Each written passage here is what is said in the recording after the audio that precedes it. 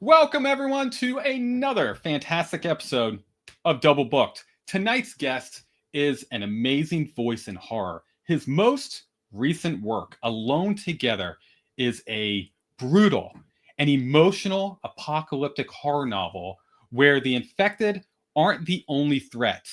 We have grief, fear, and trust issues that might actually get you killed faster. He's a U.S. Army veteran, a Nevada native turned Floridian, and clearly someone who's been preparing for the end of the world longer than the rest of us. His storytelling hits hard, his pacing doesn't quit. Please welcome the man behind the mayhem, the voice of the post-pandemic chaos, the one, the only, Sean Fitzgerald. How's it going, Sean? Hey, Josh, it's going great. Thank you so much for having me tonight. Awesome, man. I've been looking forward to this conversation for a while. This week has been a hot mess. So much stuff's been going on at work, and I'm like, man, I really need to just decompress a little bit, talk to Sean about one of my favorite books that I've read so far this year. So before we jump into a little bit about you, and I want to go through and ask you to tell a quick story about your book. We have some friends that jumped in I want to go through and say hey to. Hey, Brianna, how's it going?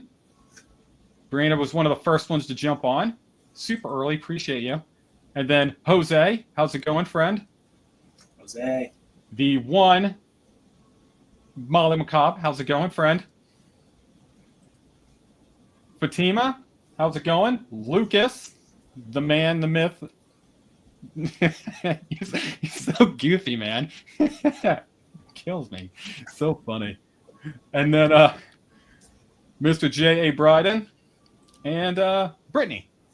Hey, Brittany. How's it going? All right. So jumping back into you, Sean. Again, I loved your book. I had so much fun. I loved the adrenaline. I loved the storytelling, the characters. Love the Easter eggs you went in and sprinkled into the book. There's one of them, particularly, we're going to go through and talk about a little bit later on. But for those unfortunate few that have not heard about your work, what's a quick elevator pitch for Alone Together?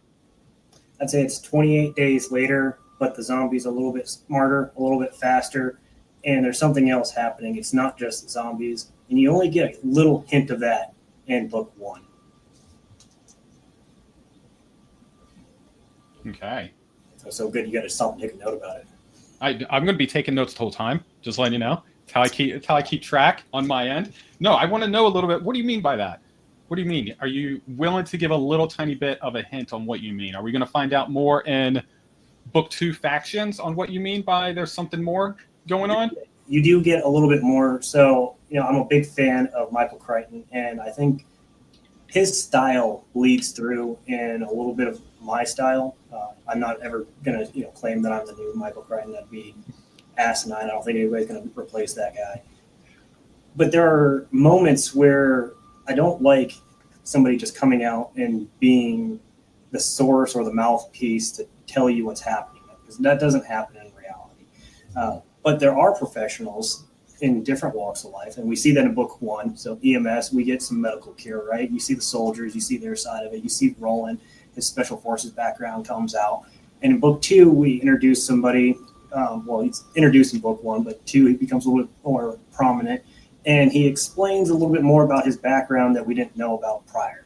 And through that, we start learning that it's not a virus, right? And you'll notice if you pay attention very carefully, none of the official sources that talk about the pathogen in the book ever call it a virus. Now, people call it a virus, or people call it a sickness or something like that, but it's not. And I make that abundantly clear by all the official sources. So it's the devil's in the details through it. And then there's elements that pop up very early on when Roland's going through in a particular area. Something comes through the forest. It's very brief, very quick, and then it's over. And you think that was a very odd moment, and it kind of just bleeds out. And then there's a climactic scene. I don't want to give too much about it, but some guys are walking around out on the outside of a fire station towards an animal shelter, and they have a completely radically different experience. And that moment also is very key to what's happening to the rest of the world. And if you're okay with me saying this, because I did see your previous review, you're saying you want a little bit more of the world building. I'll tell you this now, in the entire series, when I wrote book 1, I didn't intend this to happen, but it became the standard of how I'm going to tell the story in Alone Together, is that my prologues are going to tell a completely separate story that the entire world is experiencing. So you're going to always get a bigger picture through the prologues. All that to say, you could absolutely skip the prologue and not miss anything, but you're going to miss the bigger story that the characters are living through. And then at the end, the last chapter is always going to give you the build up to something worse that's going to happen down the line to our characters. And you see that very well in book 1. It happens again in book 2, and it's going to happen again in 3 and 4. All right. I have multiple questions that just popped up, but we have 2 people that jumped in. I want to make sure I go through and say hi. We have Mr. Mark. How's it going, man? Appreciate you being here. Mark's the man. And then we have Tiffany Dotson. Hey, Tiffany. Appreciate you being here. All right. So you said a few things, and I really want to ask these questions before we get a little bit more into your background in the writing. You mentioned Michael Crichton is a big influence. What's your favorite Michael Crichton story? And then why is it your favorite Michael Crichton story? Jurassic Park, because I was a dino fanatic as a kid.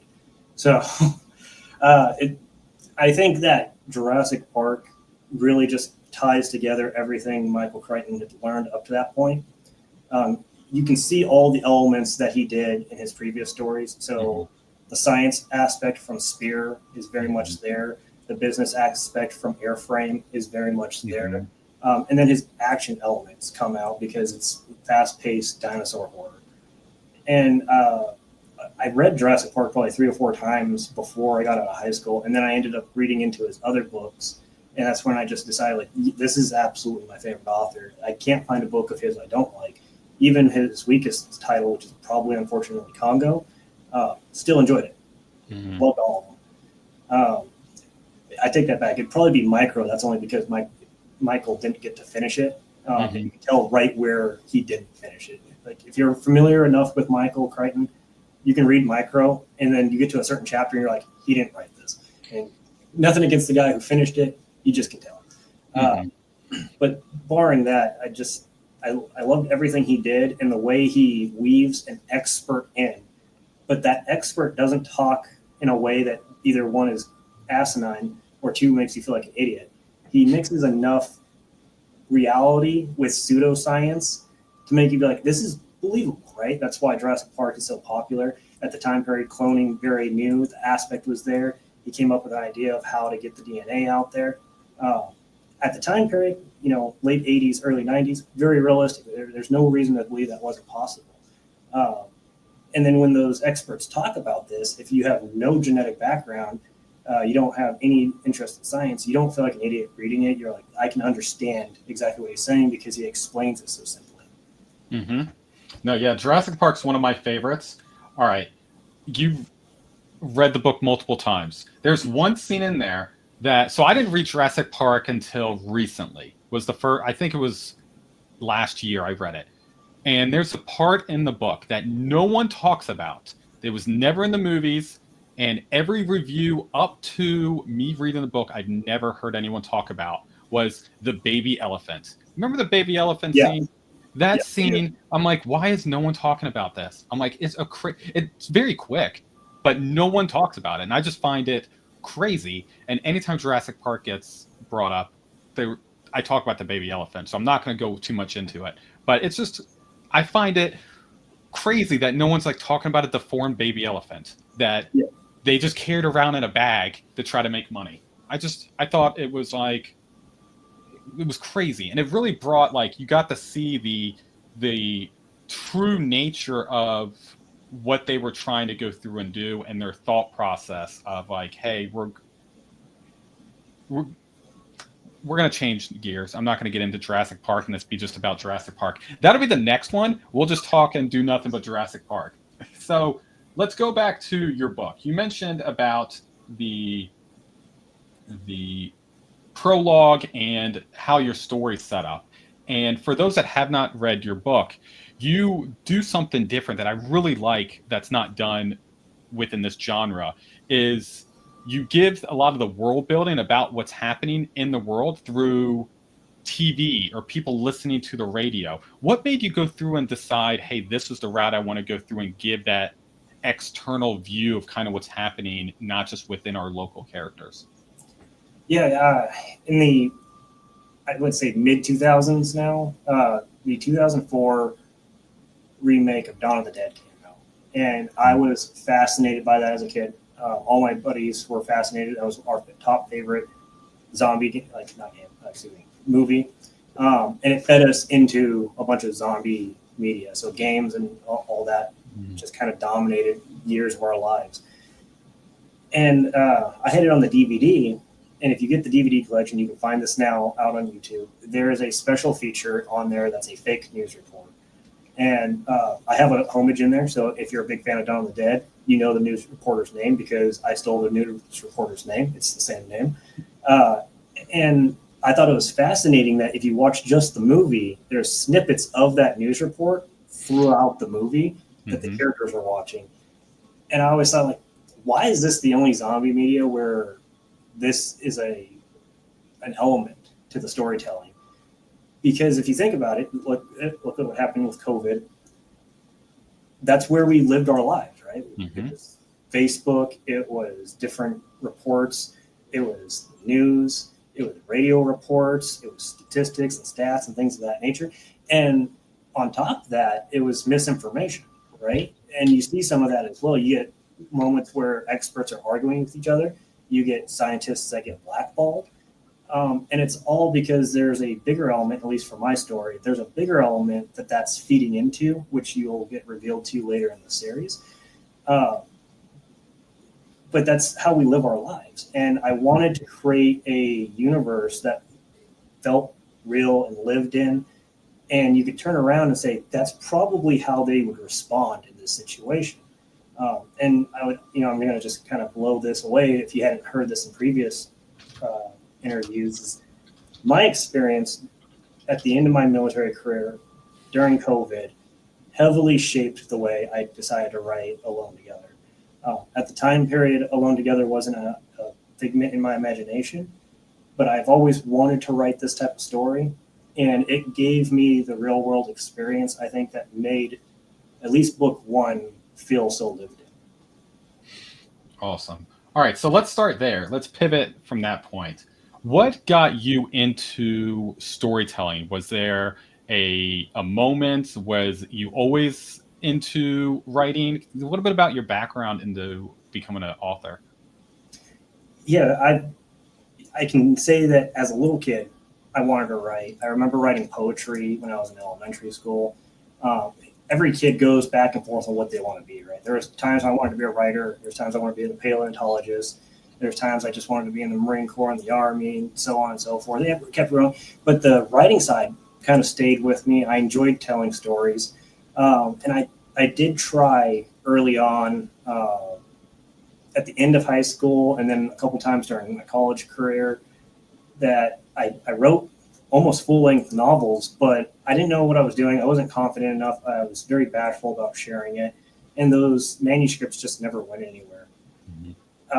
And then when I finally got out of the service, I decided, hey, I have all these times I've sat down and wrote something, a book, short story, and I just never did anything with them.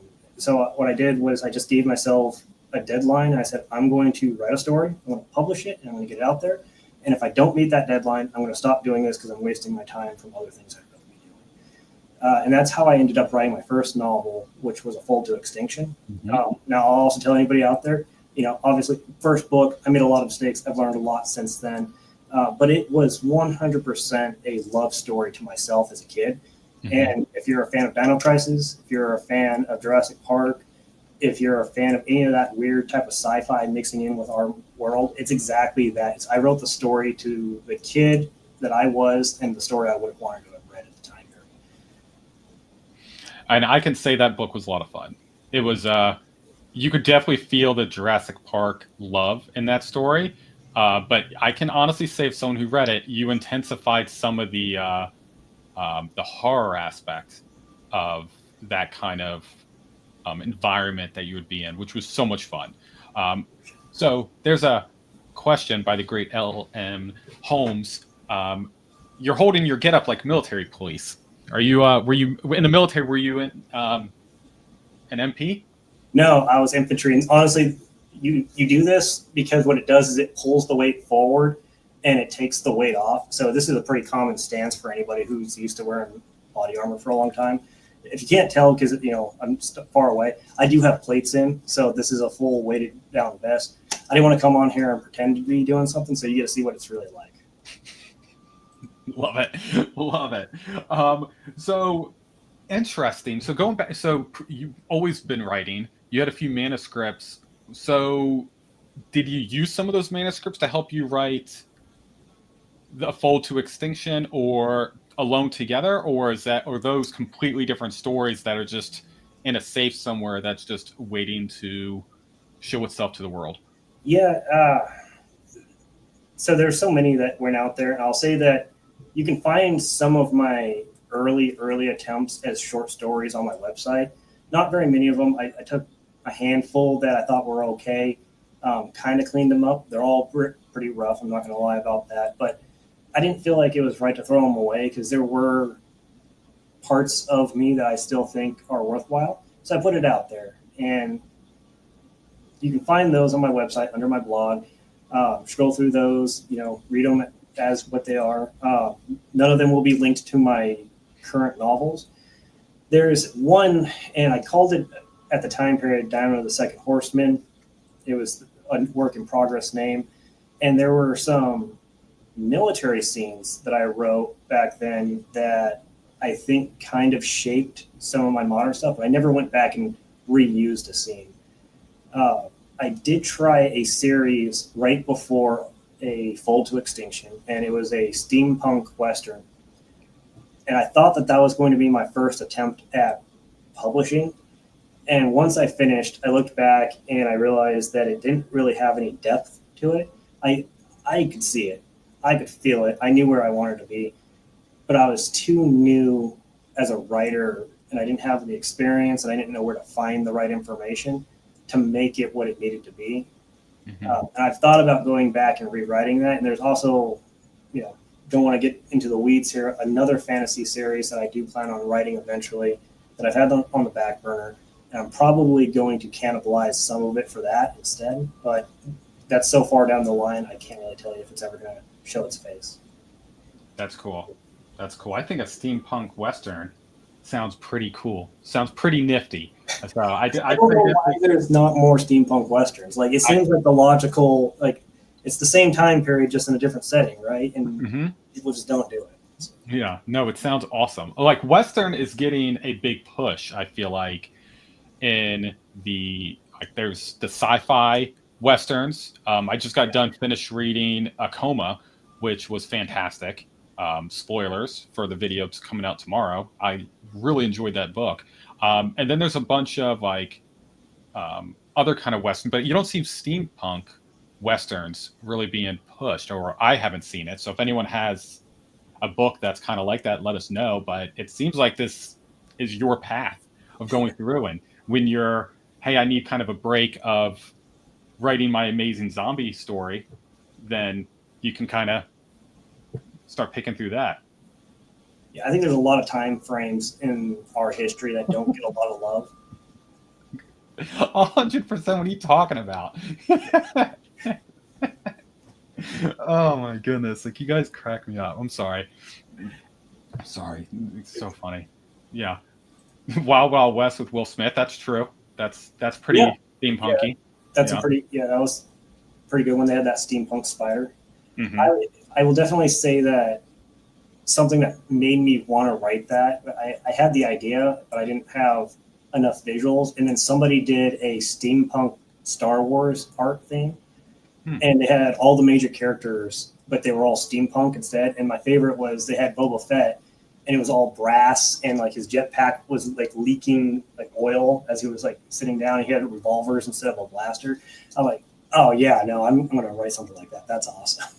That is cool. That is very cool. Um, so when you're not writing or editing or going through, what's a hobby of yours that you like to go through and use to decompress? You're never going to believe this based on what you're seeing in the video, but I shoot competitively now. So rifle and pistol. I'm terrible with the pistol, so don't get too excited about that. But I started as a kid shooting shotgun competitively, moved on to rifle, and then I shot when I was with the Army. I shot on their rifle team for a year, um, did the local regional matches for them. And it just, the only reason I didn't stick with it in the Army was between that and trying to do my actual job, it was too much time and pressure. But on the personal side, I get to have my stuff set up the way I want it to be without having to be issued it, and that's way better than what I had to live with in the military. And then just spending time with my daughter. You and I talked about it a little bit beforehand. She's a bundle of joy, and just watching her be a little weirdo is my favorite thing. I feel you on that. Yeah, just the crazy things that come out of kids' mouths. You know, it's just like, what's wrong with them? They just crack me up. But yeah, Mark went through and called you John Wick before you said you were a competitive shooter, and then he said, "See, John Wick." So yeah, you are the John Wick of the indie community. And then JA says, "Stay away from his dog." So it's true. You don't want to mess with my dog. Yeah, he's a big scaredy cat, anyways. That's so funny. Oh man. So you're busy, man. You have a lot going on between working. You have a young kid. You're a competitive shooter. What's your typical writing day look like when you have time to go through and write? You just not sleep? Yeah, it's funny you mentioned that because I do suffer from insomnia. So yes, I get a lot of my writing done when I can't sleep. So there's that portion of it. I wake up somewhere between 2 and 4 o'clock every morning. I just can't help it. My body does it. I get up, and if I'm not going to the gym right away, I'm going to go sit down. I'm going to knock out a couple words.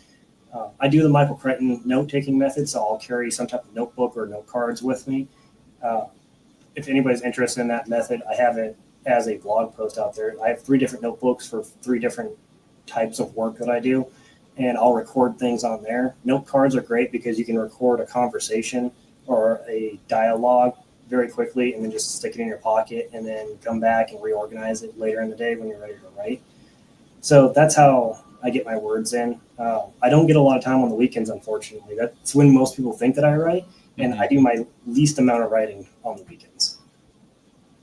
So you have your note cards, you're sitting down writing. Do you go through and go, okay, I'm working on right now, what you're working on, book 3, book 4 in the series? Book 4.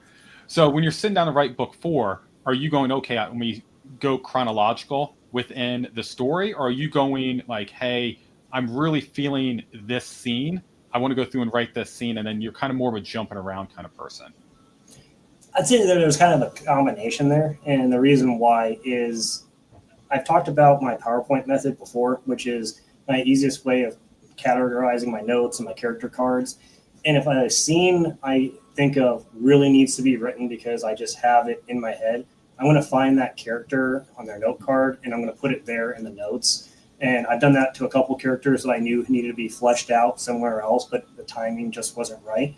I put it there, but generally it's chronological. So I just go line by line, and this is not bragging by any means for any of my writer friends that are on here right now.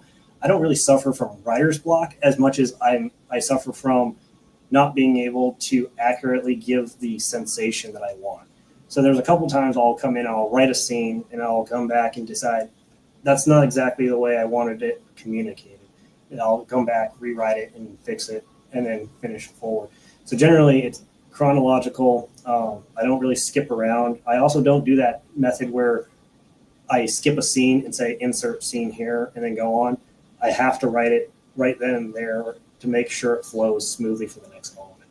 And I'll say that for Alone Together, it's very important that I do it that way because there are elements there that I know from people who either don't have military experience, don't have law enforcement experience, will feel like they are lost plot lines. And I'm going to tell this right now that they are not lost plot lines. They're not loose ends. sometimes you lose. And that's has to be a reality in the world that I'm building for Alone Together. And there's a scene, and I purposely did it this way, where a character mentions that they found supplies in a fire station that's been ransacked, and they never returned to it. But if you look at the series of events from that moment to when it goes off, it doesn't make sense to ever go back to it because they're being pushed, right? There's problems, there's chaos happening. So sometimes you just have to take the loss and you don't win that one. What's easier for you to write? Is it the world building, the conversation, the prose there, or is it like more of characters themselves? What seems easier for you as a writer? I think character beats are easier for me. I have all these characters in my head, and I can see how they stand. I can see how they would hold themselves, which is funny because, with the exception of a couple, like I'd say, important side characters, I don't really give physical descriptions to my characters. Dylan, we know, has blonde hair. Roland, we know, has a beard and green eyes. But beyond that, I never tell you about their skin complexion. Every now and then, one character will, just to give them a little bit of a different sensation. But it's really how they're acting, the way they are looking at each other. Those are the elements that I wanted to focus on, is that human interaction in the elements. And when I wrote Sinner's Pass, which was my story just before Alone Together, I wrote Sinner's Pass because of a 3-star review that I got on A Fold to Extinction, which was some of the characters felt two-dimensional. Fair analysis. There were characters on there that they were there to be eaten by dinosaurs, and we all knew it. That's what they were there for. And rightfully so. So I wanted to make sure before I wrote a series that I was able to create depth in characters, even characters that didn't matter. So when you read through Sinner's Pass, every single character has a depth to them, a problem, something, some type of interpersonal relationship that's causing the events around their life, and that ties into the story. So all that to say, I have a meme out there that I made from the Predator movie where it shows A Fold to Extinction and shows Sinner's Pass, and it comes together from the movie Predator, and they're shaking hands. And at the top, where their hands meet, it says Alone Together. And it's very much true. If you read Fold to Extinction, you see my military experience. You see that I can do visceral death scenes. If you read Sinner's Pass, I can do horror, and I can do that interpersonal connection and depth in characters, even characters I don't personally like, which is always difficult to write as a character that you don't really relate to. That enabled me and gave me the confidence that said, you're ready to go ahead and start your series. So your characters in Alone Together, are they based off real people? There are characters that are heavily inspired, and I did that as kind of a head nod to the people that I felt like deserved it. So I had some phenomenal leaders when I was in the military, and I wanted to make sure if they ever picked that up, that they could say, yeah, I know exactly what you're talking about, but still have the plausible deniability of saying, yeah, it's not me, So there are some of those elements. Now, I'll say that none of those characters necessarily are going to be so impactful where they're like, hey, I didn't like that you wrote X character some way. Because, one, it's not them. Two, it's a fictional story. They have to go that way. And there are obviously interpersonal relationships that have to be formed to cause conflict. So that portion of it. Now, what you're not going to get is you're not going to get real stories about those individual people on there. So there's an element that I'm sure you recall right near the, I'd say, 2/3 end of Alone Together. Very disgusting story about 2 guys who were at a wedding. And that is not about the people that necessarily inspired those people. So that story came from somebody else I knew. It's a true story from that person, but that person doesn't show up in any type of fictional sense in those stories. My main characters are not really based on anybody that I know. They are complete figments of my imagination. I'll also just say this to push it out there. I also have on my Buy Me a Coffee, you can go into the extras link, and for $1, you can show up in one of my short stories. And for $5, you can become a character in one of my novels. And no promises I won't like brutally murder your character, but your name will be there. Do you get to pick the name of the character, or you actually use their name? It's up to them. I ask them what name they want to be. And I'll definitely say that one of my friends from the Dark Veil Society, Ryan, has paid to do that, and he will show up in book 3 and book 4. 3 and 4. Look at them. Awesome. I need that character to do something, so. Awesome. What's up, Blake? How's it going, man? Good seeing you. Hey, Blake. Yeah. I have, it's up there in my dark, you can't see it, but okay. I have my Dark Veil books right up here. And I got you right here. I got another one right there. I got Death Cult. I got them all lined up. I got Chris's. I don't have Molly's on hand, unfortunately. That's downstairs being read by my wife again. But Molly, I do have Dark Blue. So it's a good one. It's a good one. And it looks like Aaron A. went through and paid $5. They want to be in your story. Oh, God. There we go. You know exactly what I'm going to do with Aaron. Oh, man, that's funny. All right, so I'm curious, and from your military experience, what has been so obviously some of the stories, probably some of the character ideas brought in, but from your actual military life and experience in the Army, what aspects helped shape your writing style? I'm not going to say it shaped my writing style as opposed to elements that I was able to include in my stories. And those elements are kind of breaking apart that the military isn't one God complex machine that can go and fix any problem. And on the opposite side, they're also not incompetent, stupid people. So they're normal people. They have their own emotions, their own problems. The one thing that the U.S. military brings to any disaster is organization and money. So, alone together, you can cut off money because of the situation they're in. I don't want to get too much into it, but supplies, resources, big problem, especially early on in the novel. So you get the organization aspect of it. And I wanted to bring somebody who's never been in the military into the boots of somebody that has lived this life, myself to be included, and show them how asinine bureaucracy can be. And I used a very real experience that I'd love to share with your entire audience is I was doing disaster recovery in the state of Florida. And they said, hey, your radios aren't going to work because there's this field problem. This radio can't reach this radio. So use your sat phones. So we said, okay, we go into our armory, open our vault, pull our sat phones out.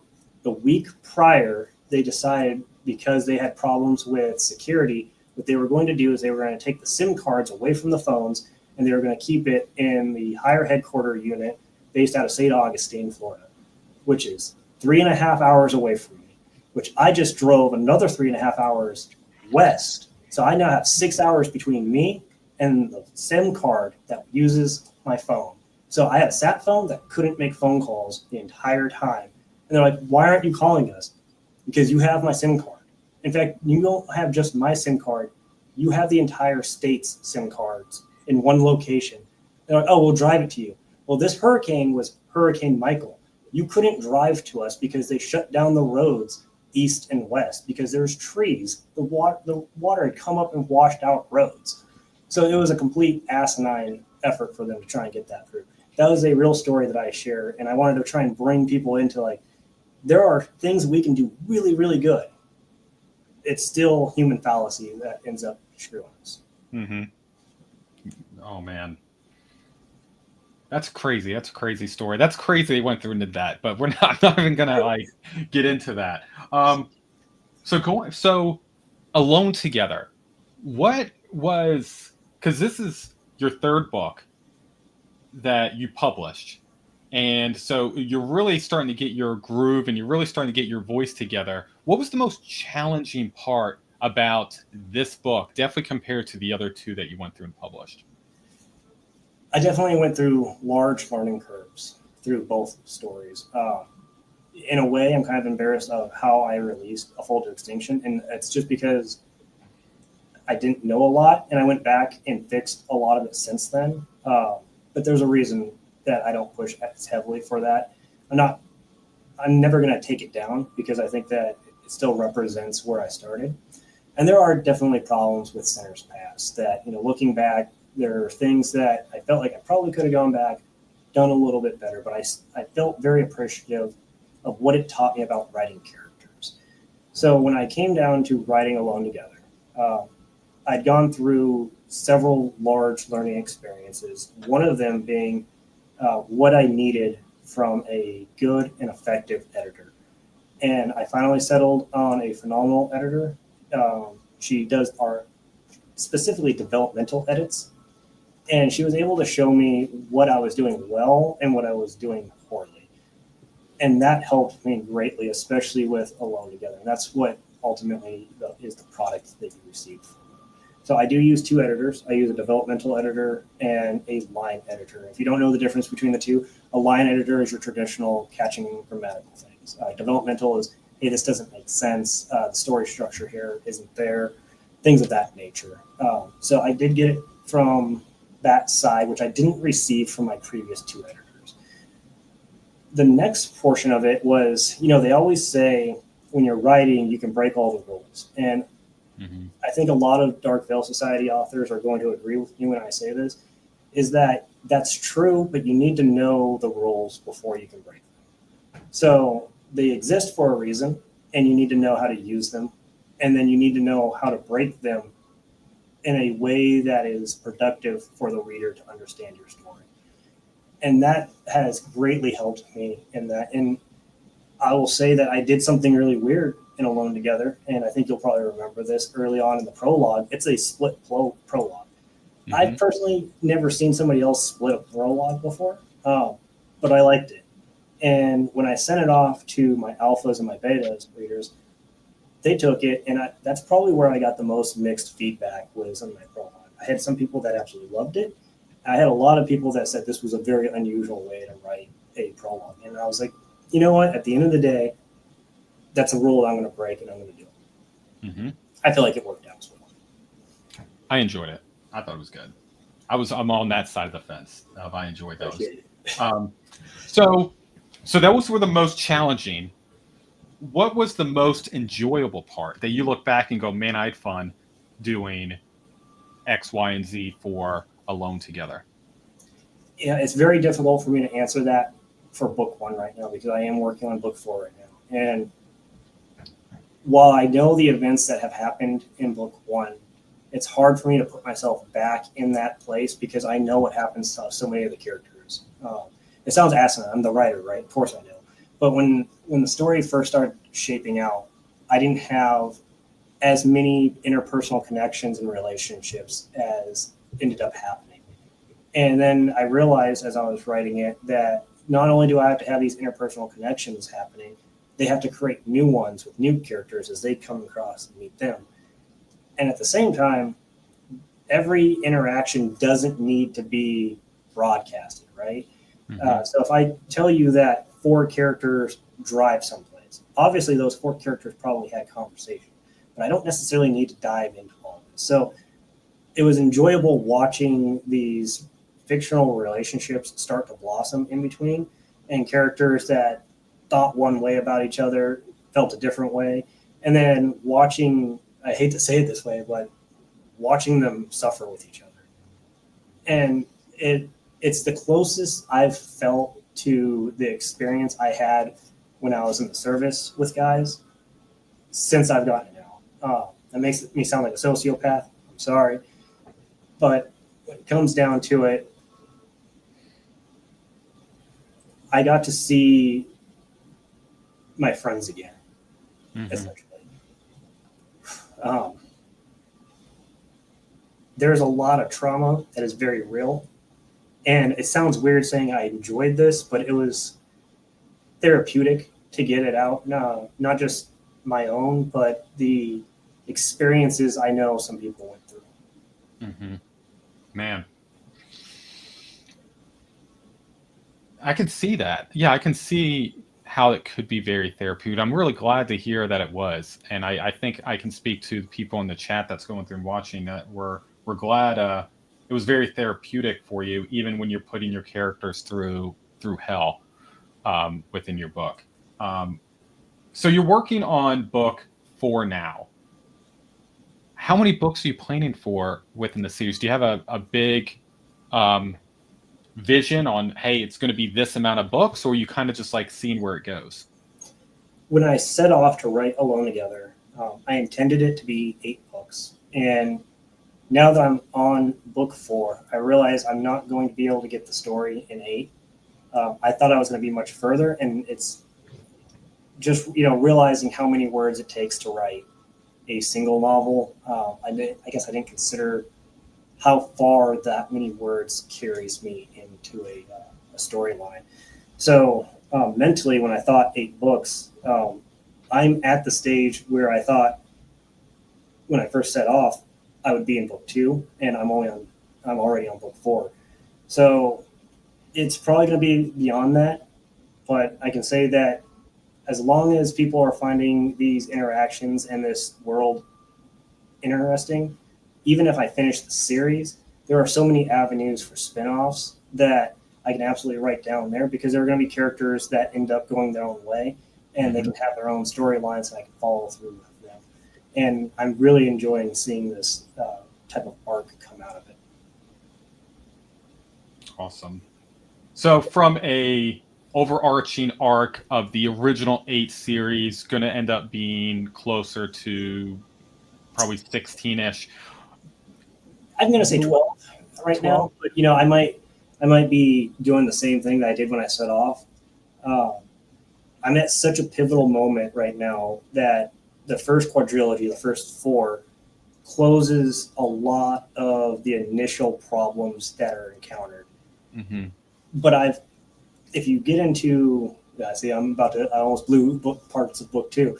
If you get into how book 2 ends, that obviously needs to come out and come to the surface.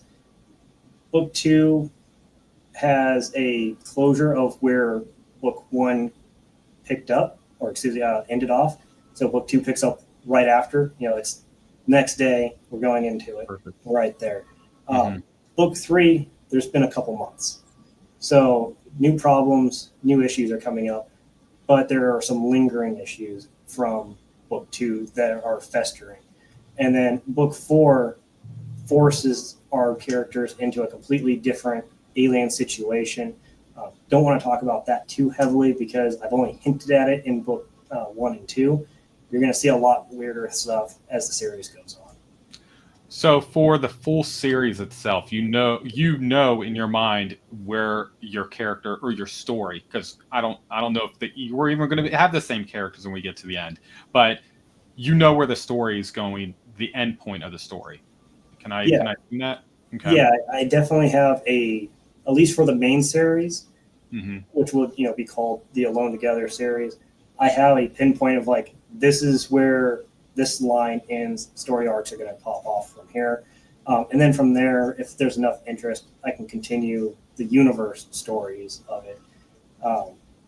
Now, what happens in between there, I have segments and frames that need to be written out and expanded on so that they make sense. Mm-hmm. And that's taken probably the most time, but very excited about where it's going. Okay, so you have the ending, you have up to book 4, and then do you have all the big plot points out that you want to hit from each one, or is it kind of like, I know where we're going, and we're just going to see where the characters drive us to get there? Like, are you pretty much? I'm asking, are you a plotter or a pantser? Is what I think. I guess that's where I'm trying to narrow it down to. You're trying to get Blake mad at me. That's what you're trying to do. So I do not plot out fully the entire series, and I don't think I'd realistically be able to do that from the very beginning. Now, that being said, I don't start a book completely blank anymore, especially with Alone Together. I have to have this PowerPoint that carries me forward, and I don't think I'd be able to do it without it, because I wouldn't be able to remember certain characters that were in book 1 that get referenced in book 3, even though they may not be alive I need to remember how they passed away, how they went off and did something else. I need to have that information on hand so I can quickly reference it without having to flip through the book itself. That being said, I have elements that I know need to be hit. So there is a poll recently on X that I did about a private military contracting company. I said, hey, I want your opinion on what to name this. That's part of Alone Together. It's going to come out. That element hasn't even shown up yet. I'm in book 4. But I know that it needs to come together, and I have set the foundations of why that's coming in. I love that you did that. And I've been seeing more and more people ask the community what they would like, either like you did, hey, what do you want these to be named? Or even there was another story, they're like, where do you want us to go from here? Like, do you want us to go this route or this route? Is that something you want to continue doing, where you're really getting your community involved, where the story is going to end up going? And it could be naming conventions, it could be plot driven. Like, are you thinking about leaning towards the audience to get their thoughts? I think I'll continue to reach out to them about just little Easter eggs. That's what I'm going to call them. So, like, the name of the private military company, it's a name, right? The name doesn't necessarily mean anything. It's the characters and the events around it that are going to be important. I would never put it up as a plot point. I don't want to say never, I guess, but I know where the story needs to go, and it would be very hard for me to force a new plot point in there because I had a couple of votes that said go a different way. Mm-hmm. So I think I'll continue to bring them in, especially when it's so far in that people won't remember. So those who partook in that poll, they probably aren't going to remember it by the time that book comes out and it's in there. But there's going to be a couple like diehard friends out there who's like, I remember this poll. I remember his interview on Already Overbooked. This was a poll and I voted for that name. I know Molly's going to remember it because there's a little Easter egg that ties us together because of that name. So there's going to be some moments like that. And then obviously I'm going to keep my Buy Me a Coffee open. So people want to put their name in there or somebody else's name in there. I'm going to go and take that name, and then I'm going to give you a brutal death. Love it. Love it. So there's a poll happening right now. Blake decided that everyone needs to vote for 1, polls are awesome, or put 2, polls suck. So the polls are officially open for the next 2 minutes. And Blake, let me know which one's the winner during your poll. Well, it only counts if Jan can get on here and vote because Blake stabbed him in the back worse than Brutus stabbed Caesar. We'll just leave it at that. So you brought up Easter eggs. So I feel like this is the perfect segue to my question next. You went through and I called an Easter egg, and I'm not going to lie, when I think I catch something and then I reach out to the author, more times than not, they go, no, that would be cool if I thought about that, but no, it just happened. So when you said yes, that's exactly the Easter egg, how excited I got. I think I externally said, yes, I finally got one. So I'm not going to mention it. You got to read the book. But it's hands down a quote from my favorite movie, one of my favorite movies, arguably, ever. What made you decide to go through and add that Easter egg? Just curious on that one. And then how many other Easter eggs are in your books that I need to go back and really fine-tune comb trying to find some other Easter eggs within the books? Or is there so many that... That's difficult that second question is difficult to answer. I gave you the Dawn of the Dead one. So, the news reporter, he shares the same name as the news reporter from Dawn of the Dead. That's a very big theme in A Fold to Extinction. I assume you caught that. Like, one of the intro characters is named Michael Crichton. Can't get any better than that. I renamed a character Ian Malcolm just so people would be like, it's that guy. But it's not. So they're in Alone Together, it's a little bit different because some of the Easter eggs, the ones that I take the most pride in, are very personal Easter eggs to specific people. I don't know if she's on, but the call sign for the military unit that starts the series is her husband's call sign from when he was in Special Forces for the United States Army. I'm also going to just do this because everybody here has to know this. I get a nerd out for a second. If you hear special forces and you're talking to somebody in the military, special forces are specifically Green Berets. SEALs are not special forces. They're special operations. And I get it, layman's terms, and you're watching CNN, whatever, they say special forces, SEALs, whatever. It's not being used correctly. Special forces are specifically Green Berets. So when I say this, he was special forces, and he unfortunately passed away, and she is absolutely just a doll of a person. I worked very closely with her, and I wanted to have a little way for her to always have something to say he's in writing. So I gave them the same call sign that he had when he was in the service. Now, for your specific question about that moment, it's going to be very hard to kind of break this down without spoiling it. But in the movie, I recognized that moment as there's two different ways you can go with it. Either that person who said that is a complete psychopath and does not care, or the other side of it is that person is so desensitized to violence that was just the immediate reaction that came out. Now, I use it completely differently in my story. You can probably assume because the people that experience it, it's the desensitization. In the movie, that guy's just a psychopath. Like that. Completely different situation. But it's a very real situation because I saw people that were so used to seeing violence constantly. I'm going to say EMS is a great example. They see the weirdest, most violent things, the worst situations, and they can turn around and joke about it. In the medical field, one of my weirdest experiences early on when I got out of the service was I was doing a walkthrough and I went into an autopsy room and somebody's face was peeled back, and in the far corner in the other room with the door open, you could still see the guy who was eating Chinese food. So when you're seeing it all the time, it changes your perspective of it. And I do think that it changes your brain chemistry in a way to protect you. But when you start getting mixed in with people who have no experience with that, they start looking at you sideways. And I wanted to kind of bring that into that moment because that was a very key mind-numbing moment that character in Alone Together experienced. And she's somebody who's already hardened, already used to seeing this in the world. And she was fearing for her life. That happened. And then somebody made a joke about it. And the scene ends. And I related just so perfectly to that I had to put that in there. I really wouldn't be able to tell you, looking back at book one now, the little Easter eggs that are hidden in there. There is a few moments that you can, if you're really into a little bit of cinema, but really into philosophy, you can find those writers show up. There's elements of them. Unfortunately, they are in very somber moments that the conversations happen, but those moments are building up to book 5. So I already have groundworks laid out in book 1. And that's something else I'll also put in there. Nothing that you read in book 1 was an accident, which is going back to what I said at the very beginning. You're going to feel like there's a lot of loose ends. There's a lot of questions running around.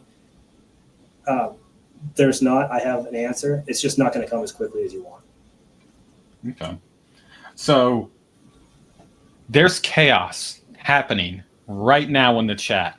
I stopped looking at it for like 2 minutes. Like we were talking and I was engaged with our conversation.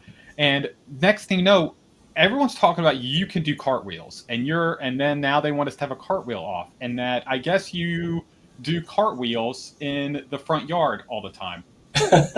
So, and then people want to know if you can swim because you're the SS Fitzgerald. Funny, very hilarious. But yeah, everyone's talking about you doing cartwheels.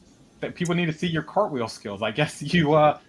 Is that a skill that you're an expert at? I did not know that you were a man of so many talents that you could the king of cartwheels. Yeah, I'm a great cartwheeler. It's how we evade fire most of the time. Unfortunately, I have a window right here, so I can't cartwheel out. Unfortunately. All right. Next one, we're planning to do the interview outside, and then after every question, we'll do some cartwheels. Yeah, sounds great. I won't be there. Perfect. All right, so y'all stay ready for the next one, part 2 of the. Oh man, people are going quick. Excuses, excuses. It is excuses. It's dark outside. We'll do an early interview and we'll do some cartwheels. Brittany says 4 years of marriage and I've never seen cartwheel. So funny. Oh my goodness, y'all funny. Y'all crack me up. All right, so I want to jump in now to a little bit more detail about Alone Together. And everything we're going to talk about spoiler free. I'm going to do the best I can. If I ask a question, I'll spoil it. Yeah, well, I'll have you spoil it. How did you come up with the name Alone Together? I feel like that hits very hard, at least with book 1 and the premise and the feeling that I was getting for these characters. But how did you come up with that title? And did you always see it as a reflection of the heart of the story? Yeah, and so I came up with the title before I came up with most of the story. And I had 2 main plot points that I knew. The baseline outbreak, and then the end of the entire series. And I said, okay, well, to get from A to Z, I need to have something in the middle. And that came up, and I cannot tell you what that moment's going to be. It's hinted at heavily in book 1, becomes a bigger problem in book 2, and then you start seeing the formations of it in book 3. But when I saw that conflict being built, that's when I said, well, isolation is a huge piece of it. I hate naming conventions for most modern titles, so it wasn't going to be something of something and something. Just not going to do that. That's a fantasy thing, and can't do that. Sorry, guys. Maybe one of my fantasy friends can write that type of story. And that's where it started. And then, like I said, a lot of this was just trying to have these characters have background and a lived story prior to the novel, that I realized that, especially if you look at one of the main female protagonists, Julie, there's a lot going on in her life at the onset of this story. The story for her doesn't start on the first couple of pages. Her story is already going. And I wanted to bring people into that, and I wanted people to feel the situation she's in, especially as an American, especially as somebody who, if you're an American right now, you can relate to this. Our healthcare system isn't the best in the world, and in particular moms. You don't get as much maternity leave as your counterparts overseas do, and that's a difficult decision for women to have to make. And I wanted to paint that in there for this character, and I didn't just put it in there to make you feel bad for her. It becomes a plot point for her driving across this desolated landscape, and then things just start shattering to the point where obviously you just can't put the pieces together anymore. And to finally answer your question, every character ended up being like that. And Alone Together, yes, physically they are alone together in the situation they find themselves in, but it's also about being right next to somebody and you not understanding what they're going through in the moment. And that can shape how somebody responds, especially in a life and death situation, right? That's where you start getting like, well, is this character really a bad person, or are they just misunderstood? We have those moments in Alone Together. And we get people who panic and people who freeze and lock up. But they don't do it because I want this character to cause problems in this scene. It happens because they're a human being. So you mentioned background for your characters. How much backstory are you already pre-planned for each of your characters before you started writing? Did you hey, I know who they were before, what they did, kind of their basic understanding of how they see the world? Did you have all that set up, or was that kind of flowed as you were going through and telling the story? Yeah, so I break my characters into 3 different categories. I have my one-dimensional characters. For any writer, these are your unnamed characters. You're infected. You're nameless soldiers. Tripping over my own words here. they exist there to do something, fill an action, fill a void. Then you have your two-dimensional characters. These characters always have a name. They have some type of defining feature, but I don't go too heavily into shaping their entire lived experiences. And you see that a lot with the soldiers that exist around Dylan early on. There's a lot of character. I don't mean that just as in like the actual characters, but there's a lot of character moving around that company that is existing there. And then you get your three-dimensional characters. And these are the characters that are not only named, but they have an entire backstory and they're intricate to the plot line. And these characters get everything. So I know what they're doing on their off time. I know what they would do in X situation. I know what their relationship is to certain people that already exist. And you see a lot of that as well with the characters that you get the point of view from. So if you haven't read Alone Together yet, it is not a singular point of view. Every chapter or every scene break involves a different character, and you get a little bit in their head. So we're not necessarily head hopping, like, in between scenes, but you are getting a different point of view. And I wanted to do it that way because I wanted you to see why characters make decisions. And this is a very Michael Crichton-esque method as well. He does the same thing in a lot of his stories. And by doing that, you as a reader get to see why events are unfolding while simultaneously watching other characters struggle with trying to overcome why somebody did something. Okay. So you had a lot of bad things happen to your characters within Alone Together. How did you go through and approach writing those moments where survival and humanity were at odds and your characters had to make those morally gray decisions? Yeah, I'll definitely say that as I've written the series, it's gotten more and more difficult for me. And I've had this discussion with my wife. There's been a couple times where I finish writing a scene and I'll just come and tell her, like, hey, this scene just kind of screwed with me for a while. But it's also because some of these characters, I'm not going to say some, all my characters have a little bit of me in them. I feel very personally for these characters. And watching them go through the elements, I've built this connection with a fictional person, but they have to go through the scene. It's kind of like that joke, it's like, hey, this moment's locked in time. You can't avoid this moment. It's going to have to happen. So there's scenes that I know are coming, and it's much more difficult writing that character up to that moment because I'm like, man, I'm starting to really like you, and I know this is where this is all building. And there's little telegraphs that you can see from book one all the way to that moment. To get down to the survival aspect, I just took exactly what I either saw or what I know other people went through in elements. I'm going to go back to that prologue. There's that moment. It's not even a named character, so a one-dimensional character, watching it through News Force. And it is a police officer's body cam. They try and tase somebody. They don't know he's infected yet. They try and tase him. This isn't ruining the story for anybody. Don't worry, it's the prologue. It's a news clip. Try to tase him. Doesn't work.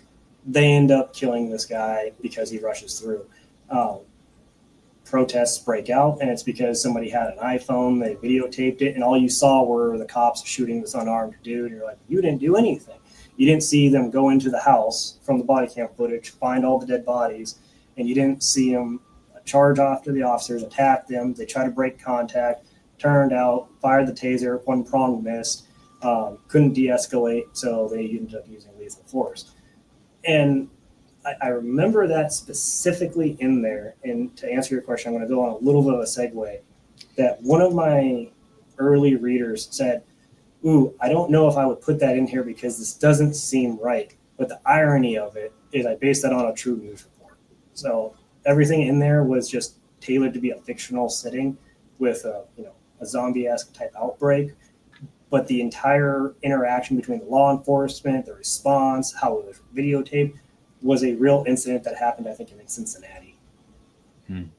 Yeah, a lot of those new stuff felt very real. So yeah, it's very believable when you say yes, you went through and pulled a lot of that from real world experiences. So you as the author, what what's your hope that readers feel after going through and finishing Alone Together? Well, I hope that they're ready for book two. That's what I really hope they're for. uh, Realistically, there's that debate that's been going on that, hey, men don't read, right? We've heard this 100 times, and I don't believe it. I have my reasons not to believe it. I'm not going to get into it now because that's not the purpose of our conversation. But Alone Together is not written for men, and it's not written for women. It's written for people. And there's a reason why Julie is a main character, and there's a reason why Julie is a paramedic. That's in there for a reason. There's a reason why Julie's family exists, and there's a reason for all of that. And there's a lot of reality that's built into that interaction and how it plays into this nightmare scenario that unfolds. But the connection that I'm building with people are going to be with the elements outside of the horror side, outside the infected side, right? There's a lot of flashbacks that a particular character has to his time in the service and how he's trying to cope with that while surviving in this. There's a junior, I'm not going to say junior, but there's a relatively young officer who's still in the military, who's trying to handle his obligation of leadership when he was about to get out, in a couple months anyways. You have senior NCOs that have had breadths of experience from all around the world, now thrust into a completely alien, completely foreign situation. You have people that are being forced to defend themselves, and they never thought that they need to. And I'll say this right now, and it's probably going to, if I'm going to say anything that's going to upset people on this chat and make them not want to read this, is if you are an American, you are extremely privileged to be in one of the safest places generally on the planet. And I can say that with confidence from having been overseas and watched kids go into mud puddles and drink that water because that's what they had at the moment. So the worst day here in America that I've ever had beats the shit out of the worst day that they're having over there. So I'll leave it at that portion of it, but there's not a reason for us to not relate to that human experience. And that's what I wanted them to pick up on. It's that element in between of who these people are. And I want people at the end, even though it's a fun fictional story, there's this cool element that's being built up, to look around and realize that these people, while Roland doesn't exist, Julie doesn't exist in real life, there's somebody like that in your life, and you probably don't realize it. Your police officers, your paramedics, your firefighters, your mom next door, your dad next door. These are all people that in the fall of the world you're going to be turning to, and you're going to have to know how that person's experience or lack of experience is going to shape their survival. Wow. I was like, all right. I feel like this is the perfect time for us to jump into the lightning round of our conversation. So anyone that's not familiar with the channel, what I like to go through is ask my guest about 8 to 9 random questions, and off the top of their head, they have to go through and answer without going through and thinking. So it's a lot of fun. It's at least entertaining for me, so I hope it's entertaining for all of you as well. Get to learn a little bit more about Sean. So are you ready, sir? I'm ready. Perfect. What weapon are you grabbing the first day in an outbreak? Are you going for a bat, a crowbar, or a kitchen knife? Crowbar. Crowbar. Who wins in a fight? Infected from 28 days, weeks, years later, I'll let you pick, or classic slow zombies?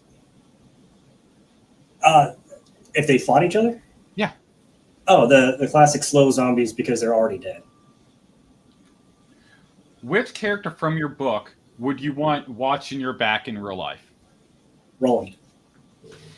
What's worse, total isolation or forced group survival? Forced group survival.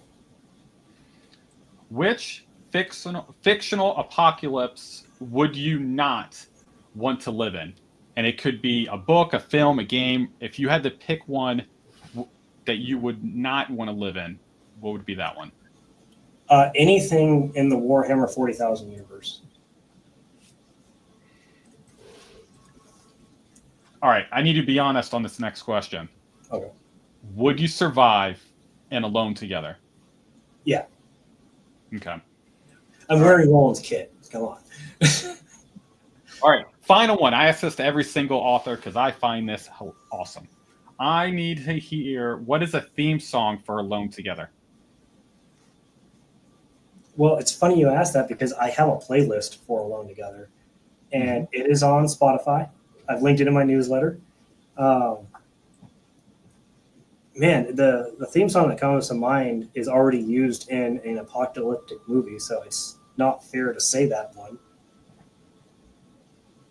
I'm going to say it. I'm going to say "In a House in a Heartbeat" by John Murphy. I know it's 28 Days Later, but that is such a phenomenal song for a post-apocalyptic movie. I can't find another one that beats it. Perfect. I like that one. That's a good song. That is a good song. All right, thanks. Thanks for doing the lightning round. Yeah. Again, I find it fun, very entertaining. And then I guess all right, here we go. So we have one more question. It's from the fans. Smashing Pumpkins or Gallagher? Which one? Smashing Pumpkins. Smashing Pumpkins. There you go. There you go, Edward. You got that one. All right.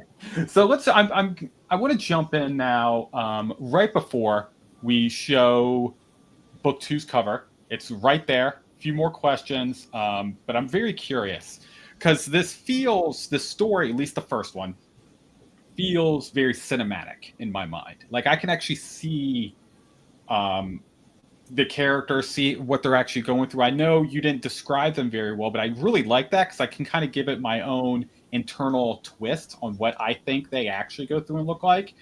But I want to hear from you a little bit. If you had all the money in the world, you had all the power, if you could see your story adapted, what would be your dream medium? Would you want a film? Would you want a TV series? Or would you like some other kind of adaptation? What would you... Man, for Alone Together specifically, that's really tough because it would be phenomenal as a movie, but you wouldn't be able to get... You'd have to make dozens of movies to make the entire series. And while I love TV shows, I feel like with a few exceptions, they generally don't attract the amount of talent that would be needed for that type of undertaking. I will say that it'd probably be better as a TV show of some nature, maybe either an AMC production or HBO production, so that they can show a little bit more of the violence than their peers. Yeah, I think that's the only way to realistically do it, especially with how long the series is going to go. Because nothing would be worse than getting like one movie and then never watching the rest of it, right? Leaving it on a cliffhanger. Can you imagine that? That sucks. Yeah. So Grifton says survival game, a video game.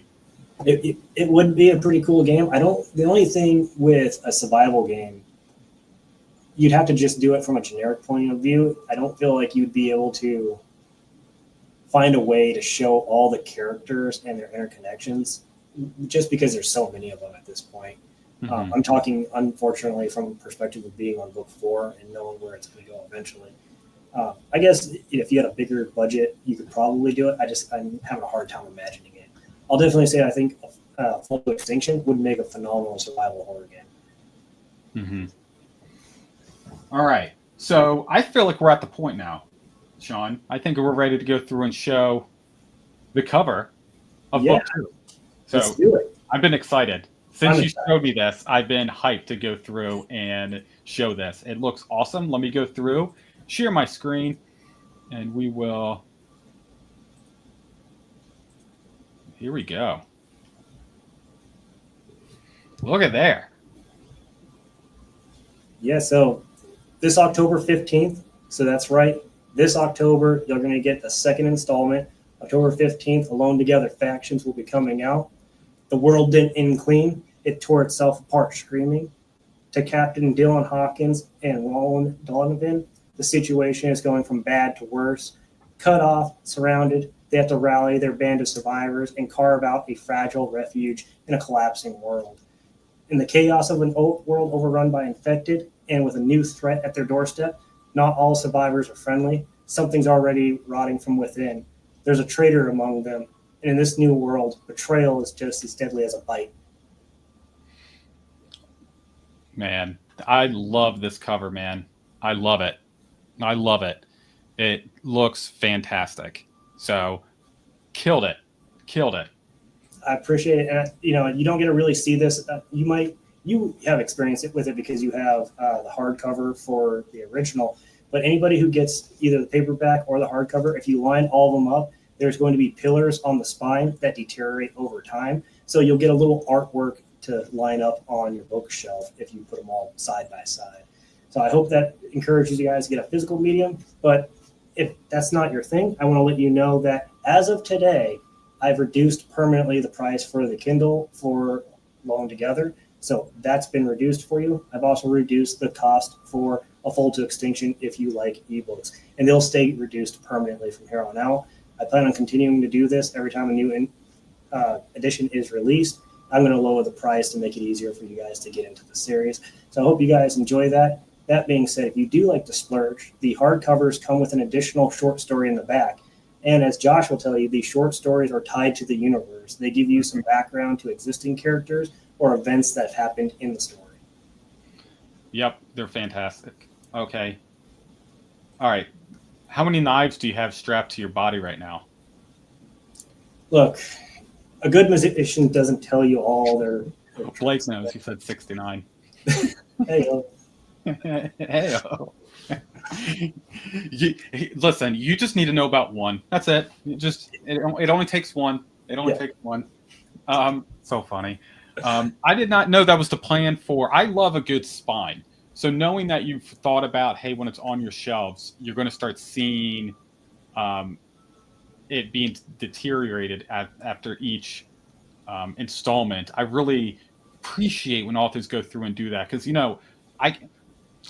I like a good set of spines, and just make sure you have them all even. That's the only thing I ask. You have the spines being pretty, but also just have them even. Don't have them go up and down. That's the biggest pet peeve of mine. It's like, why do you have one that's this big and one that's this big? So don't worry. All my paperbacks and all my hardcovers are 6x9. Fantastic. Fantastic. That's true. I guess we could just do ebooks. They are spineless. Just like the people who read them. Oh my goodness. So funny. So are you thinking about at all down the line of adding an audiobook to Alone Together? Because there's a lot of people that I know will love your book, but unfortunately they're only audiobook listeners as of this moment. Yeah, I love audiobooks. I think it's a great way, especially if you're constantly driving or constantly traveling. That's how I did a lot of my stories when I traveled more. The downside to it, for anybody who's not a writer, is audiobooks are just prohibitively expensive. Now, I'll say that there's an exception to that if you want to be on this side of the spectrum, that you can use AI to do it. I'm not in the AI boat, so I'm sorry. I'm not going to use AI to push out an audiobook just for the sake of having one. I did an audiobook for A Fold to Extinction, and while I think that is the preferred way to experience A Fold to Extinction, it didn't do well. And you can go back and forth on, maybe I didn't advertise it right, or the market's just not there for sci-fi. I think what it really just comes down to is the type of story that I write doesn't attract audiobook listeners. Now, maybe Alone Together will prove me wrong. So I'll tell you this: if I break 1,000 sales on Alone Together by next year, I will do an audiobook for you. But unless I see the demand there, you're unfortunately the third person to ask if I plan on doing an audiobook. And the other two people didn't ask about Alone Together. They asked about Sinner's Pass. Okay. Yeah. I hear you. I think it would sound fantastic because what I have in my mind for Alone Together, it is a multiple people reading the book. And I feel like doing that and having those multiple narrators, I think that would do it so much justice to the book. I feel like it would be fantastic as a an audiobook personally. I And think, I think you're right that you'd have to have multiple people do it. If I was talented enough and I didn't trip on my own words, I would figure out a way to do it myself with a couple of my friends. But nobody likes to listen to me talk. I mean, look, you've already had people drop off because they're tired of listening to me talk. That being said, I'll say that, I do think that quality for a voice actor needs to be respected. And I'm not able to match the demand that where I am right now. On the flip side, I'll also say this. I'm a huge fan of DJ Malay. He started as an indie author. He's now a traditionally published author. His series, The Remaining, convinced me to set that deadline we talked about early on, start writing and give myself a deadline to publish my first book. He has a audiobook, and I won one of his contests for a recent entry, and it's like book 12, 15, somewhere far into the series. So I read every book up to that point, and then this was my first audiobook from him, and it ruined the two characters that it was about for me because that's not how I pictured the characters sounding.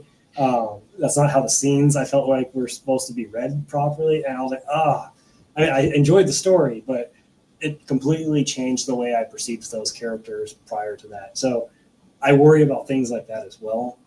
But it's not out of the realm. If I see the demand there for it, I'll do it. But a folder extension made me gun shy. I hear you. Well, I do want to let you know you at least have one backer that if you decide to go do community, I can't think of the name. What's the name of that? What's the name of the Kickstarter? Thank you. I knew you were my one. Yeah, Kickstarter. If you decide to do a Kickstarter, I will be one of the backers. I know my wife is probably on here. I thought I saw her comment a minute ago. I'm paying for it. I'm sorry. I'll sleep on the couch. But yeah, we'll make it happen.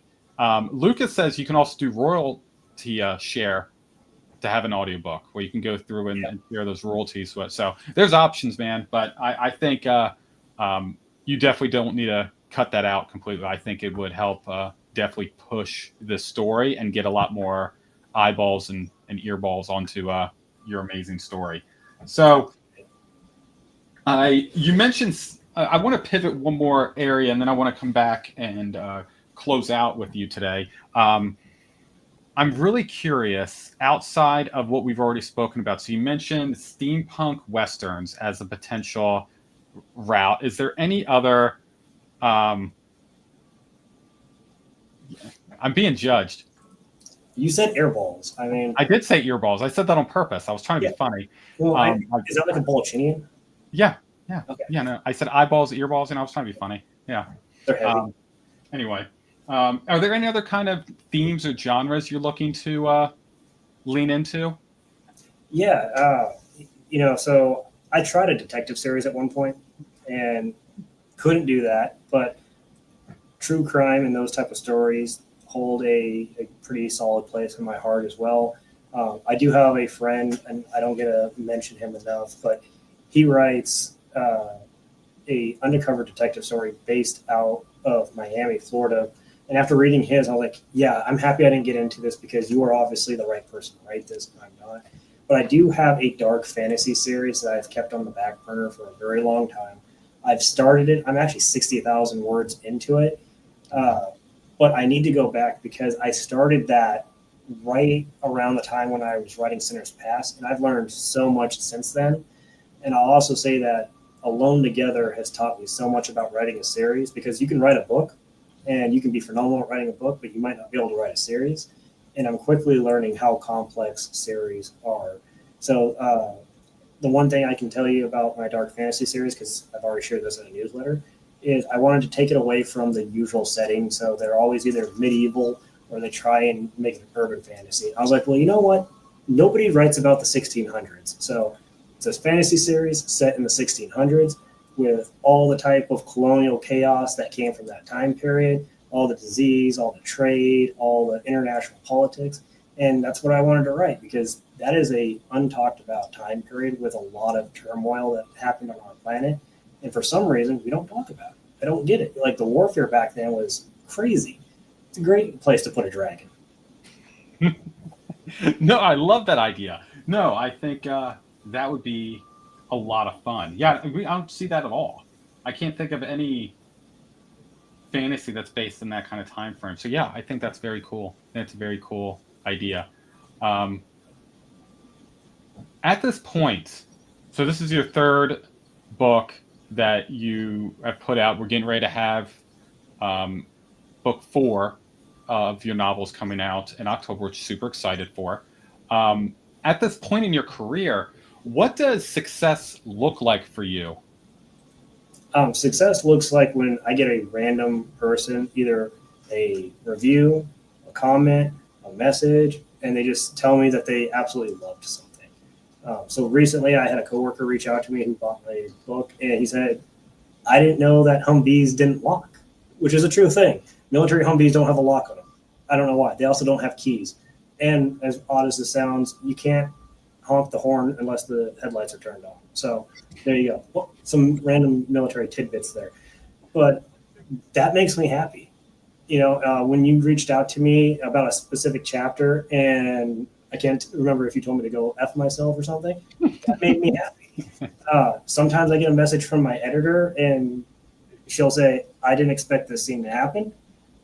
That makes me happy. Like in a good way. That's success for me. I've talked about this before. You're a writer. I have a bunch of writers on here. Something I hate that I have to do is I'm going to use my hardcovers as an example. They're exorbitantly expensive, and I try and make them as cheap as possible. But it's because I know that the people who are that dedicated to get that, they deserve something, and that's a big reason why. After Sinners Pass, I said I need to give them something more. So that's why you get the artwork and you get an extra short story in the back. And I just wanted to make it so that the people who are enjoying these moments, even if it's a handful of you guys, you have that connection. And when I hear from you, even if it's a message, not a review, it makes my day, and that's successful. Love it. So I want to give you the final word for people that may have just jumped on. Just a final sell for who do you think would resonate most with Alone Together stories? Veterans, police officers, firefighters, EMS, anybody who's had to care for other people as a part of their job is going to resonate with this. And I made all the pivotal characters to some degree about those type of people. Even the side characters, the old people, they all have that weird connection where we understand the duty and obligation to care for society and try to be humans at the end of the world. Love it. All right, Sean, how can people go through and connect with you? How can people go through and support you before you go through? I know down the line we're going to do a Kickstarter. I think me and the people in the comments are going to do something for you. But outside of that, how can people go through and support you and your work? Yeah, absolutely. Look, the easiest thing is I say this all the time on social media. If you want to support me or you want to support any author, it doesn't always have to be buying their book. You can share us on your news feeds, click like, leave me a comment, tell me what you do like, tell me what you don't like. I have a bunch of free stories on my website. Go there, read them, leave me a comment. Tell me which one sucks and which one you absolutely love, because that's what makes it better. Oh, by the way, a bunch of the stories that show up in my hardcovers for Alone Together are already on my website. So you can get a little bit of a spoiler by going in there and reading what the stories are about. Obviously, buying my books is the number one way to support it. If you want to find me, it's ssfitzgerald.net. You can find my website. If you want a signed copy, I've started partnering with the Crafty Bookstore. You can get a signed paperback or hardcover of both either Alone Together or Sinners Pass, whichever one you fancy. You can get a signed one from me. All of that heavily supports us. And I wouldn't be doing anybody justice if I didn't mention the Dark Veil Society. I'm a Dark Veil Society author. You can't tell it. I'm wearing my shirt, but the cool body armor is protecting it. It needs to be protected right now. They're all phenomenal horror authors. So please, if you thought that you checked me out, check them out. They have a bunch of really cool websites. There's goodies all around to be had. And sometimes if you just interact with me and you're showing legitimate interest, you get cool goodies anyways. Also, highly recommend my newsletter. Get on my link tree, find my newsletter on Substack. And I say that not because I want to bore you with newsletters. I only send them once a month. But I do give books away, as Josh here will attest. He won the last hardcover by coincidence. And, hey, you get a free hardcover. What's better than that, right? Right. Awesome. Well, Sean, I really do appreciate you jumping on. This was so much fun. I had a blast. Thank you, everyone who joined. You guys literally were cracking me up. You guys were amazing. It was not rigged, Blake. It was not rigged. I knew a trivia question. Thank you. Get out of here. But no, I appreciate everyone jumping on. It was so much fun. And I will have all of Sean's information to his website down in the description. Just go through. I promise you, he doesn't bombard you with things in his newsletter. I'm on it. I've been on it since we first talked. It's fantastic. And then, yes, Aaron, during the next live, someone will do a cartwheel. We'll have a video, I promise you, of Sean doing cartwheels. So I appreciate everyone. Thank you so much. Until next time, everyone stay overbooked. Thank you very much. Have a fantastic evening. Bye, guys. Bye.